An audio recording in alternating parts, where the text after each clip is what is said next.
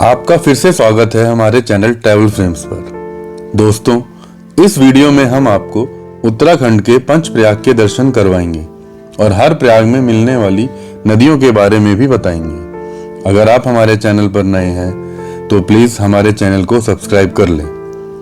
आप मैप में देख सकते हैं, ये पांचों प्रयाग ऋषिकेश से बद्रीनाथ के रास्ते में आते हैं। जब हम बद्रीनाथ से ऋषिकेश की तरफ जाते हैं तो सबसे पहले आता है विष्णु प्रयाग। इस वीडियो में हम अपने सफर की शुरुआत विष्णु प्रयाग से ही कर रहे हैं। विष्णु प्रयाग में बद्रीनाथ धाम से आने वाली अलकनंदा नदी धौली गंगा नदी से मिलती है और आगे अलकनंदा के रूप में बहती है।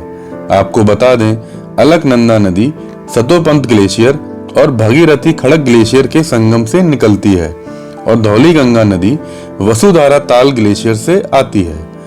बद्रीनाथ धाम से विष्णु प्रयाग की दूरी 32 किलोमीटर है। इसके बाद हम आते हैं नंद प्रयाग।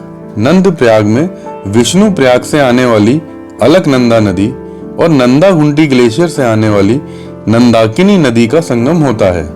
जिस नदी में आप तेज बहाव देख रहे हैं वो अलकनंदा नदी है। पहाड़ों के बीच में बहती हुई नदी और नदियों का संगम, ये नजारा बहुत ही सुंदर और अद्भुत है। आपको बता दें, हिंदू धर्म के अनुसार सभी प्रयागों का बहुत महत्व है और हिंदुओं के लिए ये तीर्थ स्थान है। भारत की संस्कृति में नदियों का संगम बहुत ही पवित्र माना जाता है क्योंकि नदियों को देवी का रूप माना जाता है। प्रयागराज में गंगा, यमुना और सरस्वती के संगम के बाद गढ़वाल हिमालय के क्षेत्र के संगमों को सबसे पवित्र माना गया है। आपको बता दें, विष्णु प्रयाग से नंद प्रयाग की दूरी 67 किलोमीटर है।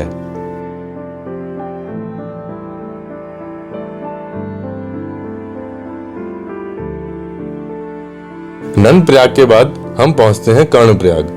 कर्ण प्रयाग में अलकनंदा नदी पिंडर नदी से मिलती है जो कि पिंडारी ग्लेशियर से आती है। आपको बता दें, कर्ण प्रयाग में एक प्राचीन मंदिर है जिसका नाम है मां उमा देवी मंदिर। यहाँ बहुत से श्रद्धालु दर्शन करने आते हैं। कर्ण प्रयाग संगम के पास जो शहर बसा हुआ है उसका नाम इसी प्रयाग के नाम पर है, कर्ण प्रयाग। ठीक ऐसे ही नंद प्रयाग संगम के पास भी नंद प्रयाग नाम से शहर बसा हुआ है। इस संगम के बाद भी ये नदी अलकनंदा के रूप में ही बहती है। आपको बता दें, विष्णु प्रयाग, नंद प्रयाग और कर्ण प्रयाग ये तीनों चमोली डिस्ट्रिक्ट में आते हैं। नंद प्रयाग से कर्ण प्रयाग की दूरी 20 किलोमीटर है। दोस्तों, अब हम पहुंच गए हैं रुद्र प्रयाग। रुद्र प्रयाग में अलकनंदा नदी का केदारनाथ धाम से आने वाली मंदाकिनी नदी से संगम होता है। मंदाकिनी नदी चोराबारी ग्लेशियर से निकलती है। इस संगम के पास भी रुद्रप्रयाग नाम से शहर है और रुद्रप्रयाग उत्तराखंड का एक महत्वपूर्ण डिस्ट्रिक्ट भी है। रुद्रप्रयाग से एक रास्ता केदारनाथ धाम की तरफ और दूसरा रास्ता बद्रीनाथ धाम की तरफ जाता है। केदारनाथ धाम और बाकी पंच केदार मंदिर रुद्रप्रयाग डिस्ट्रिक्ट में ही आते हैं। अलकनंदा नदी और मंदाकिनी नदी के संगम पर प्राचीन रुद्रनाथ जी का मंदिर है जो भगवान शिव को समर्पित है। कर्ण प्रयाग से रुद्रप्रयाग की दूरी 32 किलोमीटर है। दोस्तों, अब हम पहुंच गए हैं इस सफर के आखिरी प्रयाग देवप्रयाग पर। देवप्रयाग में अलकनंदा नदी का गंगोत्री ग्लेशियर से आने वाली भगीरथी नदी से संगम होता है और इस संगम के बाद ये नदी गंगा जी के रूप में बहती है। संगम के पास गांव में रुद्रनाथ जी का एक प्राचीन मंदिर भी है जिसको आदि गुरु शंकराचार्य जी ने 8वीं सदी में बनाया था। रुद्रप्रयाग से देवप्रयाग की दूरी 68 किलोमीटर है। जब आप ऋषिकेश से बद्रीनाथ धाम की तरफ जाएंगे तो सबसे पहले देवप्रयाग ही आएगा। ऋषिकेश से देवप्रयाग भी 68 किलोमीटर की दूरी पर ही है।